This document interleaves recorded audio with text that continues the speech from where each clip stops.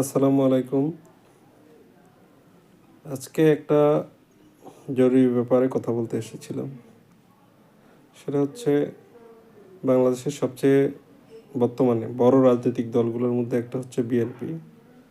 So বিএনপির নেতাকর্মী যারা আছেন, জাতীয় থেকে ইউনিয়ন বা ওয়ার্ড পর্যায়ে যেসব নেতারা আছেন, তাদেরকে বলবো, আপনারা আপনাদের লিডারের মতো বিনয়ী হওয়া শিখুন।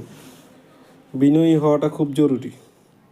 কারো কাছে যদি ছোট হন, সেক্ষেত্রে আপনি ছোট হবেন না, আপনি কিন্তু বড়ই হচ্ছেন।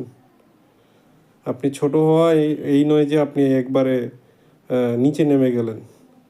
ছোট যদি বড় হইতে চান, তাহলে কিন্তু আপনাকে ছোট হইতেই হবে।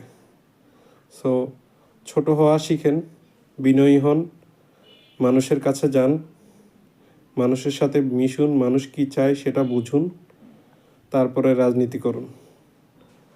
মানুষকে না বুঝলে আপনার রাজনীতি করার কোনো অধিকার নাই বর্তমান প্রেক্ষাপটে।